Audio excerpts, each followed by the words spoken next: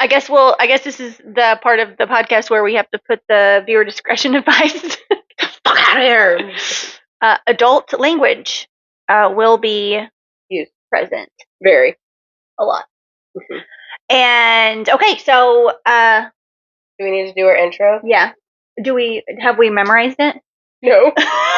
This is our first time. Ever wonder what the fuck is going on with your neighbors upstairs? I'm calling corporate, where petty meets professional, and our regionals stop returning our phone calls. We're the Courtneys, with 25 years of property management experience, and still wondering how half of y'all made it through the application process. I was like, I don't know. I couldn't remember. You remembered the whole thing.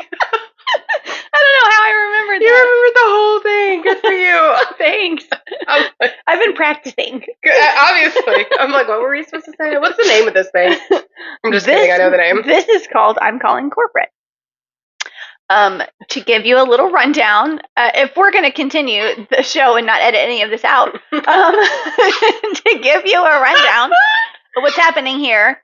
We're the Courtneys, and this is the pilot. This is the first episode. Bear with us. And Sherry, my dog, is going to be a part of it. Apparently, she's going to try her hardest. She's just going to town on this. Her pink octopus is just getting hammered right now. So we have the remove background noise on, and I'm really excited to see if it actually. I'm hoping it works. Removes the squeak as it gets louder. It's gonna get loud. Why is she staring at us like? Do you see me? She's like, "Oh, you're not gonna let me on your couch? Okay, well, guess what? I don't get part of it anyway." Yeah, they're gonna hear me. Yeah. So this is a pilot. Yeah, and we're pretty much just gonna talk about us, introduce ourselves, give you a crazy, interesting story that kind of ties into how we met. Yeah. It's gonna be fun. You're gonna start that story off because I don't know which one it is. Well, it's not really how we met. Yeah. But I think it kind of helped how we bonded, build our relationship. We're trauma bonded. Yeah, it definitely. We're trauma bonded. It furthered our relationship. Yes, for sure. Professionally. So not necessarily how we met, but how we maybe ended up here. Yeah, definitely. Fun stuff.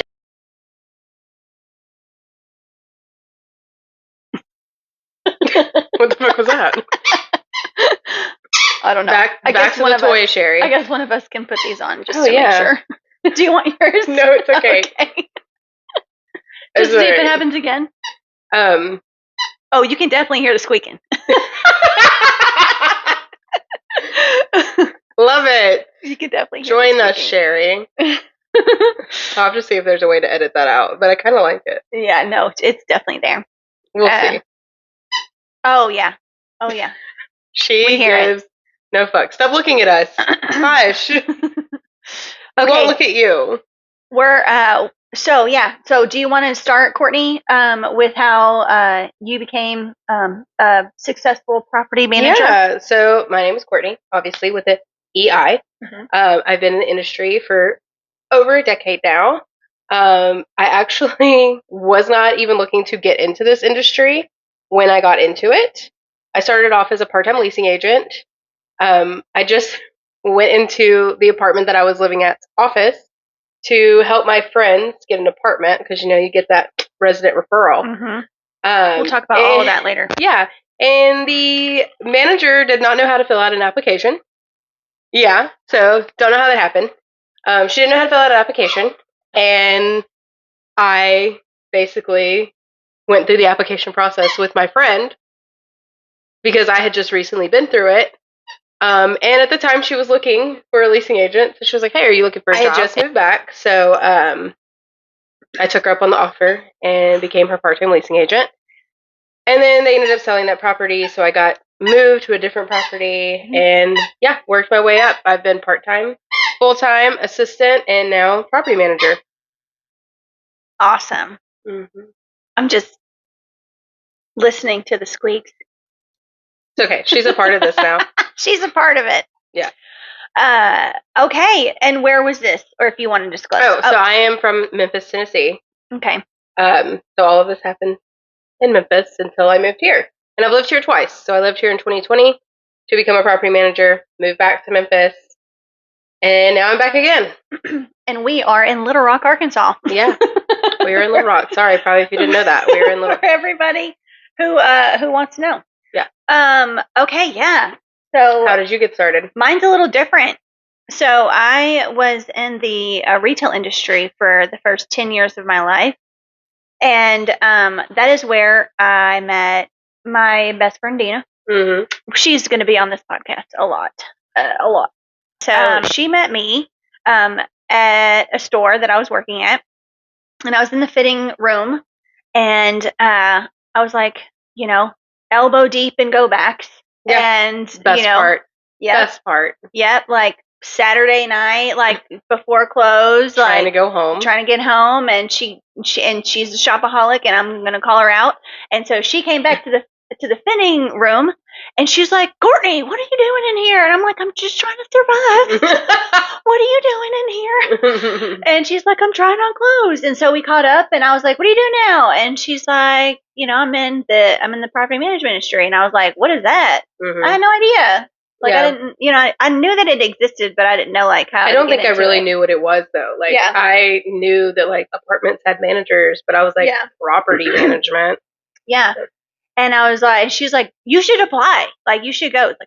Like weekends, paid holidays, like, all of this stuff. And it was right after Black Friday. And I was like, what? You get paid holidays? You don't have to work on holidays? Mm-hmm. It's the best part. Yeah. And so she's like, yeah, you should apply. We're looking for a leasing agent at my property that I work at. And so at that point, she was the assistant manager there. Mm-hmm. And so I went and I interviewed, and the manager pretty much hired me on my first interview. And that's how mine was. Put in my 2 weeks notice and started as a leasing agent. Yeah. Look at us coming up. Right? And that was about 12 or 13 years ago. Nice. And just kind of worked my way up like this a little bit. Mm-hmm. I'm doing a motion with my hands. Yeah. For the people that are on the podcast and not on the YouTube. But yeah. So yeah, just having to work our way up into the property management industry. Yeah. That's why we're here. Sometimes I enjoy, sometimes I miss leasing. Like, really leasing, just being only to focus on leasing. Yeah. I think leasing has it good because, you're here mm-hmm. and you're here to sell stuff, but not like car salesmen. Like, no offense, but you're not pressured to sell anything. You're not pressured. But I think it's a lot easier because people always need a place to live. They always need a place to live. Yeah. And it's just like finding the right fit for your product. And it's really honestly just like selling yourself. Yeah. Yeah. I mean, yes, we want you to. So leasing, one of our terminology words. Yes. We can get into it now. Leasing is basically renting. Yeah. When you go to rent an apartment or a home or whatever. Yeah. We call that leasing. So you be a leasing consultant, leasing agent, whatever your company uses as their term. And their sole job is to be the front person, be the face, first face of the office. Yeah, face of the office. Yeah, they're definitely the most important part of the industry. Absolutely, because if you don't have a good leasing agent, then you're not going to have a successful office. No, in general, you need somebody with drive and passion. But it is selling yourself. Like, there's been so many times, like, I might have loved the apartment, but I did not like the leasing agent. And I was like, I'm going to keep looking. Yeah, thanks. Rude. Yeah. Bye. So that gets into, like, our little terminology. So with the steps, right? I guess you could say. Or, like, the life cycle of an apartment manager. The life cycle. Whatever it's called. So first you have leasing or part-time, full-time, whatever. So you have the leasing consultant, and that's what that's like the first person, I guess you could say, that's your little baby. Foundation. It's your little baby. That's your little tadpole. The foundation of the house. A foundation. Mm-hmm. And then you have your you can have like your leasing consultant, like you can have like your concierge, or you can have like, a leasing manager. Mm-hmm. Mainly leasing managers have a lot to do with like auditing and making sure that the files and stuff are right if you're still using files. Mm-hmm. And then after that is your assistant manager. Mm-hmm. And the assistant manager is the bulldog, like the mean one. Yeah, that's the one that comes after you when you don't pay your rent on time. Yep. They're the ones who's going to take care of like resident conflicts and some like evictions and lease violations and everything that you do wrong. Mm-hmm. You're going to need to see the assistant manager. Yeah, and every now and then, like you might, if you have a very large community, you might have a bookkeeper, and then they're going to be the ones doing all of the delinquency, which is late rent, eviction. Yeah. But people who don't pay on time ever. Yes. Anyways. Assistant manager is a really great and like a really important role as well. I feel like everybody has their role, and it's just so important. Yeah, and if you stray from that role, if you stray from that role, like I'm all for cross training, but if like the assistant strays from the assistant role, I am just like, what's going on? Please don't stray, because we're gonna get so backed up. Get back over here, please. Yeah, I was an assistant as well. I liked being an assistant too, a lot. I know, and everything has a niche, and I feel like, you like leasing agents are like, bright and shiny and new, and like, it's very like, you have to have like shine and sunshine and sparkles and unicorn farts just coming out of your ass the whole time, like, cause you need that. And then you go and then you get promoted, right? And you're like, yes, this is like a promotion. This is a great career move for me. Yeah. And then the manager's like, okay, now you have to be a bitch. Yeah. 100%. The whole time. Like, and you have to. You can't take shit from anybody. Yes. And you can be nice and you can have those unicorn farts still. But you gotta be stern. But you gotta have a backbone with it. And you gotta be very assertive. And you have to stand up for yourself. Yep. And those people that were so nice to you whenever you moved them in are now not paying their rent. Yeah. So you got to evict them. Yeah. Yep. You have to evict them, and then they're going to come in there and they're going to complain to you about everything. Yeah. And they're going to be mad because they only have $2. Their rent's $2,000. And yeah. It's great. And then you're not going to be their favorite person anymore. Not anymore. No. And then, of course, like the promotion then is property manager, and that's what we are. Yeah, and that's pretty much just. I mean, there's a lot into it, but at the end of the day, I feel like it's just being the parent. It is. It's being the parent of your employees. It's being a parent of your property. It's being a parent of your resident. Being a parent of vendors. Everything, vendors. Yeah, it's being a parent of the parents of your residents. Yeah. Oh God! Don't even get me started with parents. Yeah. So my official definition is handling the business operations of the property. So you have to have a lot of plates. There's so many plates spinning whenever you're a property manager, because you are leasing and you are doing all of this stuff. But then at the other side of it, you are handling, the finances and budgeting and making sure that you're not going over budget, which literally never happens. And if you're doing your job right.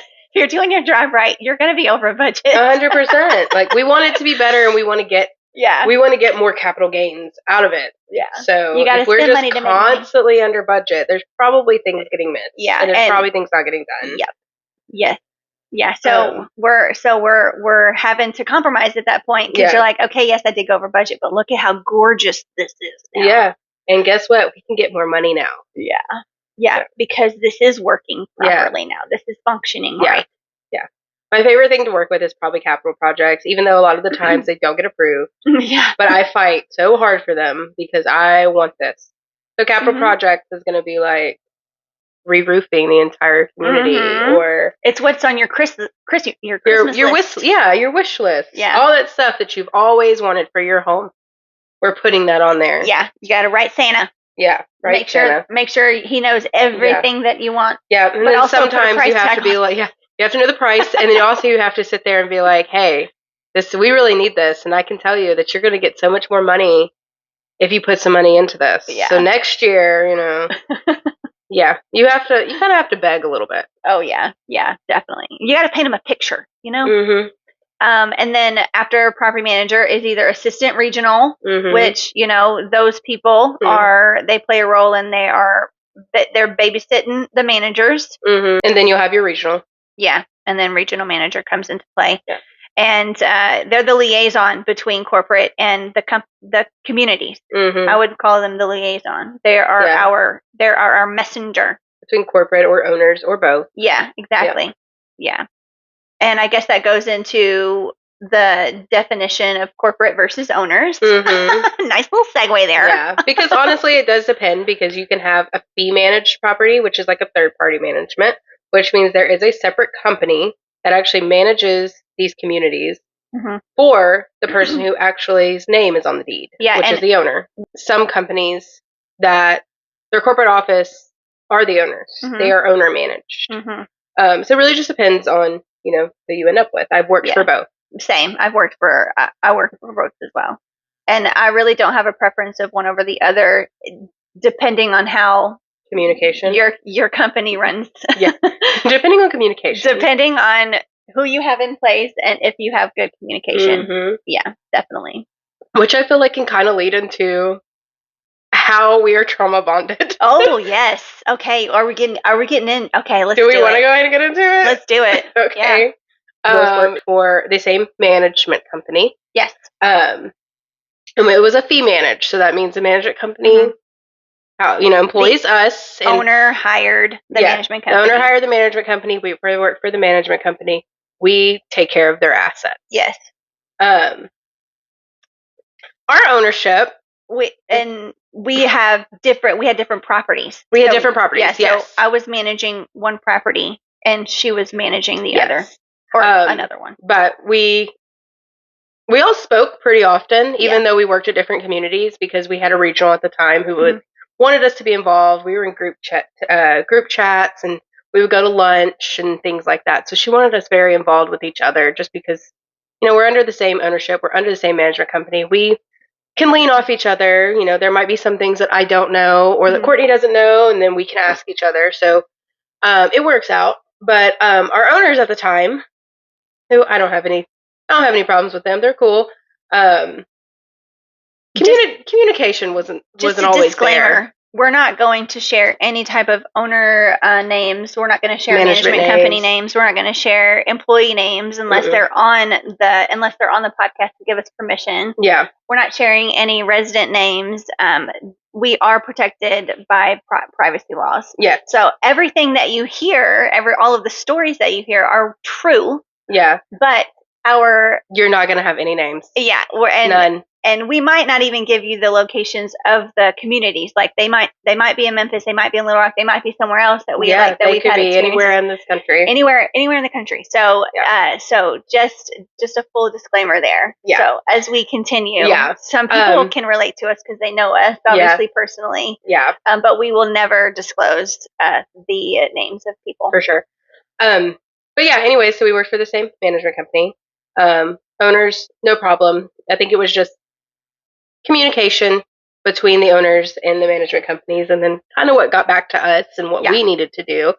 I think was the main issue in a lot of this. They changed management companies 3 times, four times total, 3 times while we worked there. Yeah, and that's over the course of I personally saw the management change 3 times, and you was 4. Yeah. It was 4. Yeah. And that's just the span of since 2025, 2023. Yeah. So maybe a little before 2023. Yeah. Management changes are hard, not just on employees.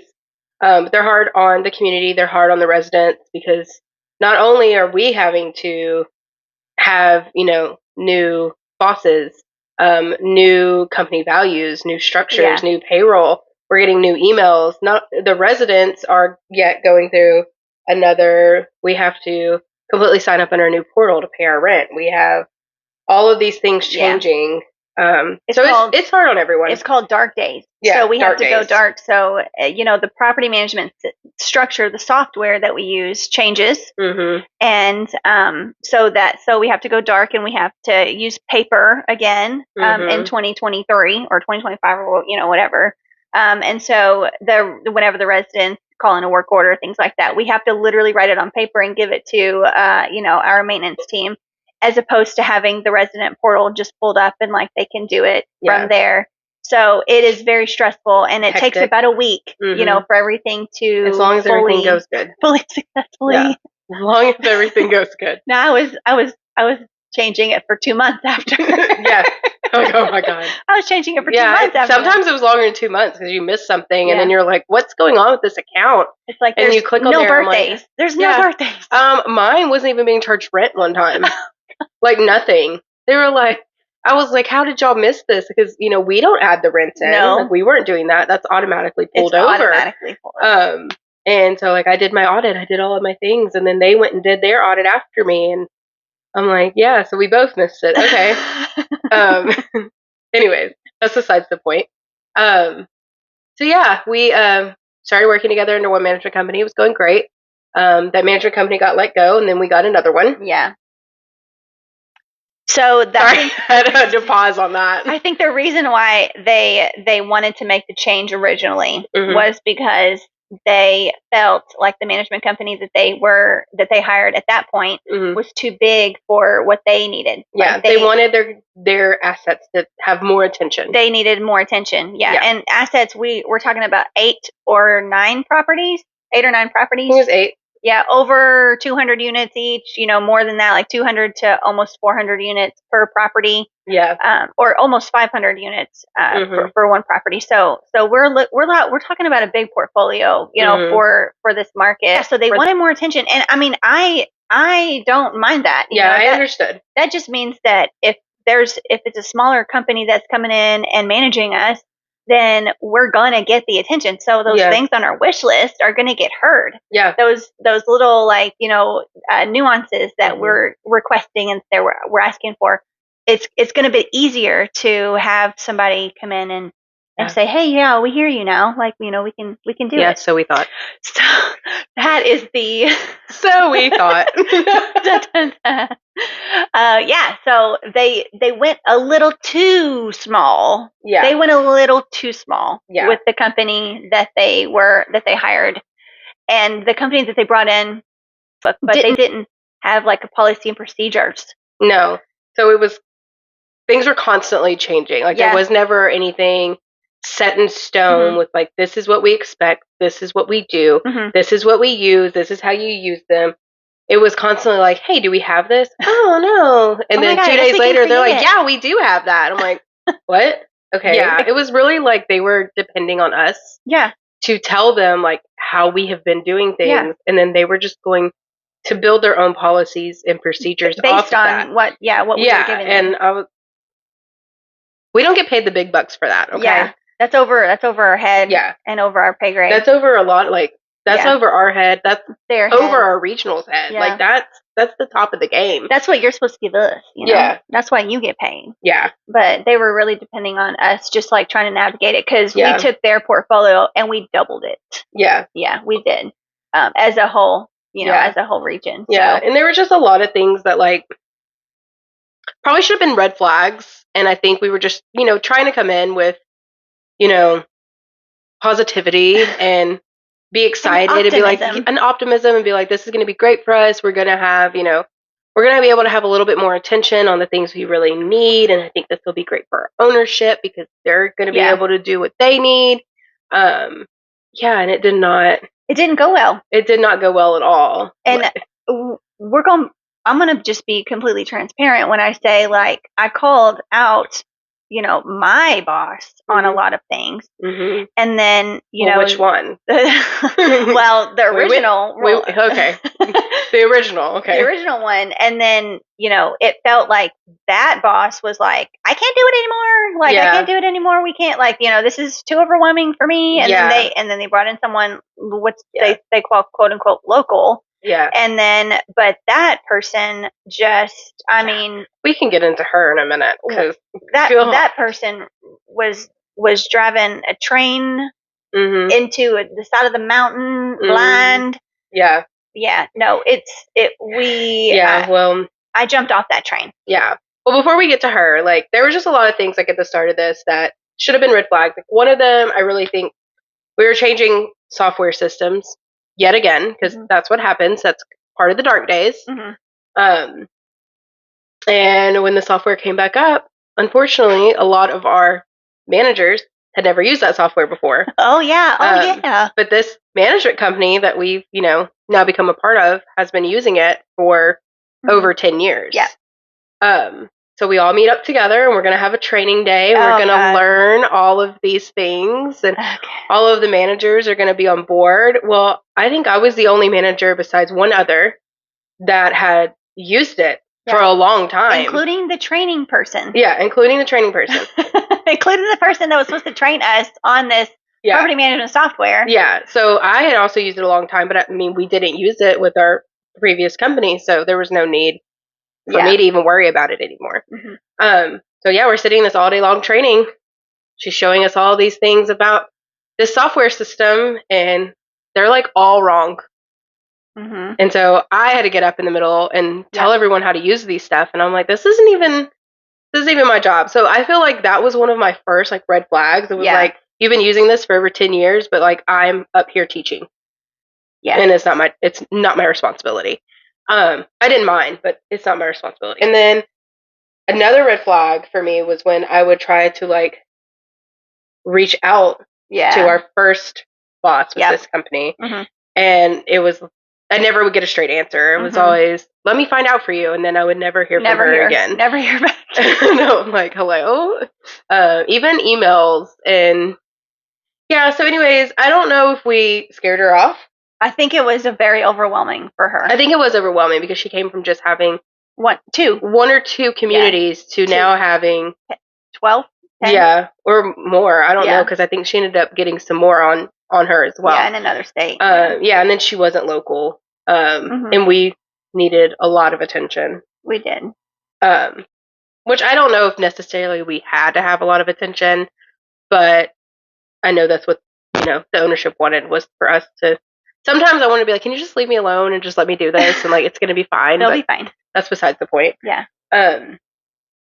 Yeah. So the next manager or the regional, boss that we had that they hired in, was kind of where we started to bond a lot more. Yeah. In our trauma. we got 1000% trauma bonded. Not just us two. All of us. All of the managers. Yeah, all of us. All of the managers. For sure. And sometimes not even the managers. Like, it kind of got down to, like... To leasing. It got down to leasing and assistants and even maintenance, like, to the point where we were all like, oh, God. Yeah. And, I mean, we could literally talk all day about, like, what we have been through and stuff. But at the end of the day, like, we figured out, like, they were trying to stop the communication. Like, the original plan with the two regionals before that was to communicate and was to, like, bond on a professional level and to bounce ideas off of each other and like brainstorm and like ask questions and all of these things. And so we were encouraged to start building relationships with each other. And so those relationships were already built. Right. And those relationships had a very strong foundation because of blossomed. Because of how we were encouraged to do so. And then this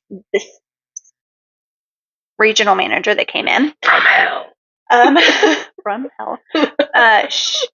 So she did the like quite the opposite, and she was like, no more group chat, like no more lunches, like no more teams, no more meetings, like we're gonna do one-on-one. We're gonna but then she also started picking her favorites. So the people that really didn't, I don't want to say the people that didn't kiss her ass, weren't her favorites. And that's just like the way to put it. Yeah, she called us fake and toxic, and I can't even think of everything that I had like heard that she had called us, or even just heard her say in general out loud.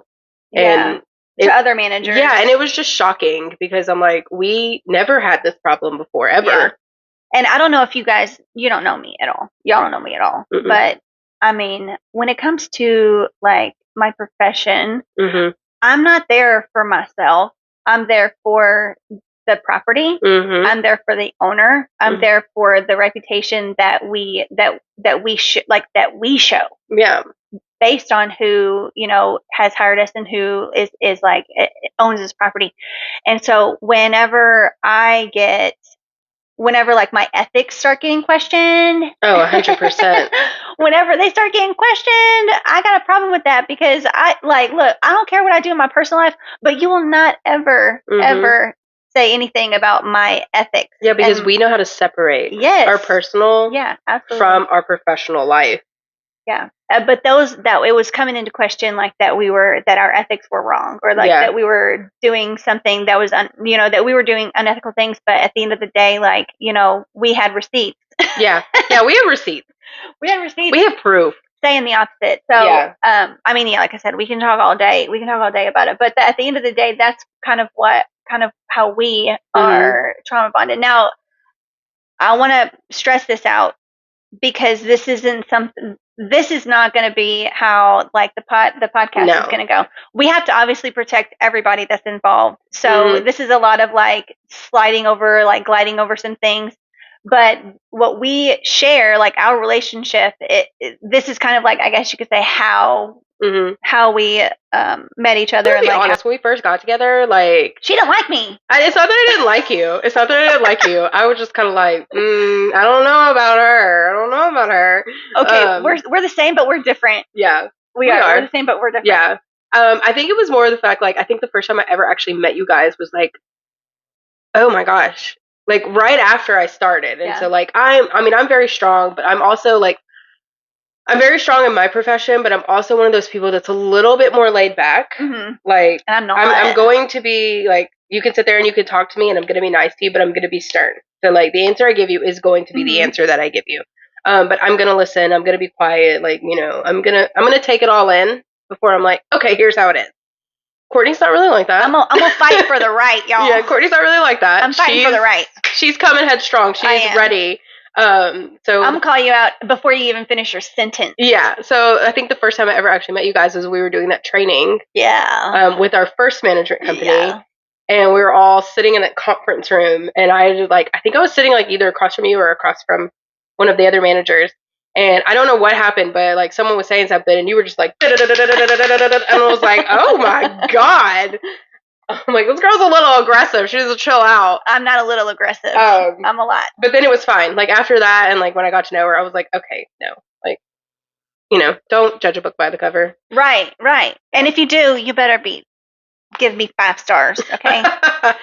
So, yeah. But no, it's not that I didn't like you. Yeah, she didn't like me. No, that's not true. That's not true. But I was just kind of like, So we say all that just to kind of give you a background of like who we are and stuff, and like how we came to this to this fun little to these fun little sessions, right? I mean, there's gonna be moments like some of these episodes might be a little like depressing, but I think most of them are gonna be like shocking and funny and just kind of like, wow, that's insane. Yes, yeah, definitely. And I mean, we're going to bring people in. We're going to bring other property managers in. We're going to bring leasing agents in. We're going to bring vendors in. We're going to bring maintenance in. So vendors, that's one of the terminology words that we didn't go over. I'm very sorry. Dun, dun, dun. Vendors is really anyone who does the outside work for third-party companies. Third-party companies, contractors that like maybe we have to hire that don't necessarily work for our community or for our property management company. Could be plumbers. Yeah, or people laying down carpet or flooring or people doing anything that we're not going to do in-house.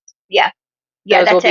Those will be our vendors. And like sometimes our vendors can even be like our marketing companies, that people who, put out all of our stuff. Maybe we could have some of them on one day. Who knows? Yeah, ILS, Internet Listing Services. Yeah, PMS.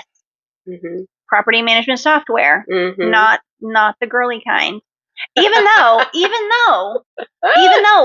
when you get a few girls in one office we start cycling up, and and we're not, and no one is prepared for that part because it will. That's how me and my team were. I was like, oh my god, why all of us at the same time? It happens every single time, every time. So that part, that PMS part too. Yes. Yeah. But people say that's a myth, and I'm like, it's not because I've witnessed it. Yeah, we I've been a part of this. Same, yeah. But yeah, so we'll definitely get into all of that stuff. And like I said, we're going to have people that are coming on the show telling their own stories. And we're going to have different segments. So like some residents, that maybe need to move out of our property and into the state hospital. Yeah. Yeah. That's going to be the way that 100%. We can say that. Yeah. And then there's going to be, the residents that, that we've known for years and years that we find dead. Yeah. In their homes. Yeah. There's going to be. There's going to be those. Trigger warning moments. Yeah. Definitely some trigger warning moments. There's going to be crime. There's going to be like fun stuff. There's going to be gross things. So murders. Murders. All of these. Hoarders. Murders and hoarders. Murders and hoarders. Like literally everything that you could think of. If you think that it's happened on property, it has, and then some. Yeah. It's been worse. Yeah. Like trust us, we have seen everything. Probably way too much that I think I've become numb to situations sometimes, especially when people are like, oh my God. I'm like, yeah. Seen it before. Yeah. Happens. You have to have bedside manner. Yeah. Kind of like when you're a nurse or when you work in the medical industry, you have to have a certain type of bedside manner where even if internally something is bothering you, you can't really express it. You can't really show it. You have to be professional about it. Yeah, and then you go home that night and you cry in the shower or you drink a bottle of wine. A whole entire bottle of wine. You get on the phone and you just scream at somebody just for no reason or a pillow or whatever you prefer. But no, or you can just meet the girls for some margaritas and then you can just all talk about your stuff, and that's what we've done. Yeah, that's what we've done in the past. And we're taking those moments and we're taking all of those those times and we're putting it into a podcast. Yeah. And then we'll also have some things in there for you where if we have some maintenance people on here one day, maybe we can give some maintenance tips. Oh, we can give maintenance tips. Yes. Yeah. Because there are a lot of things that I promise I did not know that I needed to do until I started working in property management and around maintenance guys all day long. Oh, yeah. I was like, oh, I'm supposed to do that? Yeah. Okay, thanks. But now I feel like I'm kind of a guru. Because when residents come in and they're like, I need to put in a work order, which a work order means you have something wrong in your apartment. We'll just throw in some more terms. Yeah. They'll be telling me something and I'm like, oh, did you try this? Did you do this? What about this? What about this? And then they look at me and I'm like, I promise I'm not maintenance. I've just been doing this a really long time. Okay. So resident calls, right? My power's out in half of my apartment. And I'm like, oh no. Did you check the breakers? Right? Power doesn't just go off to half of your apartment. Yeah, power doesn't go off. And if it's there's a reason. Yeah, power is considered an emergency, obviously. That we're troubleshooting on the phone, right? And I'm saying, okay, where is this? Where's the power outage at? My kitchen. Everything's off. Everything's off. Fridge, microwave, stove, all of the major appliances. Washer and dryer are also in the kitchen area. In a room or whatever, in the laundry room, but they're all on the same amp. They're all on the same breaker. And my knowledge of this is okay, well, what else do you have plugged in? Blenders. Overloading it. Yeah, blenders, toasters. Well, deep freezer is what I'm trying to say. And that needs to be on its own thing. Deep freezer. That needs to be on its own. Take that somewhere else. Yes, and so I said, you've got to try to unplug that deep freezer and relocate it. Well, I have all my food in there. I need it by my kitchen. Well, that's not going to work. Well, it's frozen, so you don't have to have it by your kitchen. You got to have it. Walking from one room to the other, your food's still going to be frozen. You got to have it in the kitchen. Okay? Got to have it. Okay. And so, and they're like, there's got to be something else. It's got to be something else. And I'm like, okay, well, this is going to be the solution. You're just going to unplug that deep freezer, take it to another area in your apartment, and plug it back in, because then you're going to be on a different amp and it's not going to be overloaded. You have all of those major appliances on one, and it is maxed out. Yeah. So, and also Wi-Fi is in the same one as well. So she lost Wi-Fi. She lost everything. Wow. So, of course, can you have maintenance come up and look at it for me? I'm like, oh, so you don't believe me? Okay, cool. Sure, yeah. He's on his way. He's on his way. And so I hang up the phone. I talk to my maintenance guy and I say, it's a breaker issue. It's the deep freezer. Yeah. Literally all you need to do is just tell her the exact same thing I just told her. and then she'll be fine.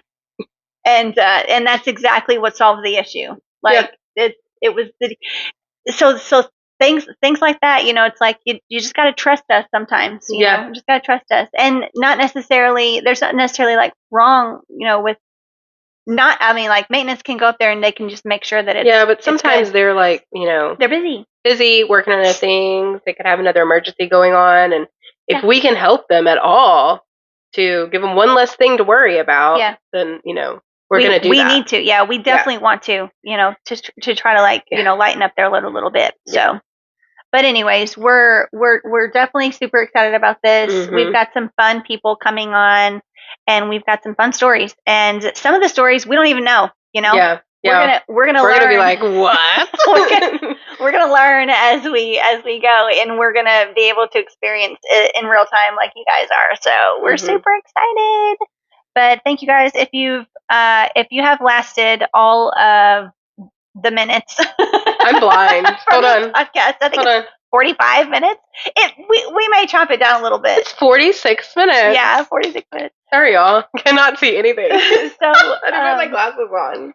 So if you guys lasted this long, we appreciate you. We want you to like and subscribe to like and subscribe. That's like this is me. like and subscribe. That's gonna be our thing. And also share the content, and definitely get on your favorite podcast like outlet source and follow us, because this is gonna be a fun ride. It is gonna be fun. I think it's gonna be super fun. So yeah, I'm calling corporate. Yeah. EST 2025 by the Courtneys. It is copywritten, by the way. It is. It is. It's copyrighted. We're legit. No one say it. Legit. The Courtneys isn't copyrighted, but no, but we should. We should copyright. We should copyright the Courtneys. How should we do it though? Because their names are kind of spelled different. The way that we put the slash in. Yeah, we should do it. Yeah, if the slash. It's copyrighted. Yeah. This is copyrighted. You can't even see that part of it. This is copyrighted. Yeah, because it's just the people around. It's just the people right there. That's all of our angry residents that we're going to talk about. Mm-hmm. We've named them. I'm just kidding. We haven't named them. Oh, we should. We should name them. Okay, let's comment what they should be named. What they should be named. These are our people. Okay. Just look at our logo. We love them so much, but damn, they get on our nerves. 100%. And I'm sure if you live in a multifamily, which is apartment community, you probably have some, neighbors that you're not very fond of either. This is going to be for the YouTube people, right? But I printed this out, and I don't know if you can see it, but I don't know what the fuck is going on with. Is she drooling? Is it a shadow? I don't know. She definitely looks like she's drooling. So the girl in the middle. What? It's very, very, very visible. So that's what happens when you let AI create your logo. But you know what? She's been in my office before, just like that, drooling. Yeah, just like 100%. The angry face, everything, like rallying, foaming at the mouth. I know. Hold on, we should. Foaming at the mouth. The monster. Which one is that? I don't know. Oh no, I think it's the Den. Is it Den? Try it. What is it? Hold on. It's not Den. It's not. Oh, that's the hawk. Oh. Okay, we're getting used to it, y'all. The camera just fell over. Oh, what was I going to say? I don't know, something about the lady. That's the resident coming in. Yeah, with the drool. She was like, I'm calling corporate! Oh my gosh. So all of these voices are going to be these people, and they're all going to be in different voices saying, I'm calling corporate! Yeah. We're going to figure this out eventually. Oh my god, y'all. I don't know if we're ever going to figure it out, but we're going to have so much fun trying. We are. Okay. Bye! Have a great day! See you next time.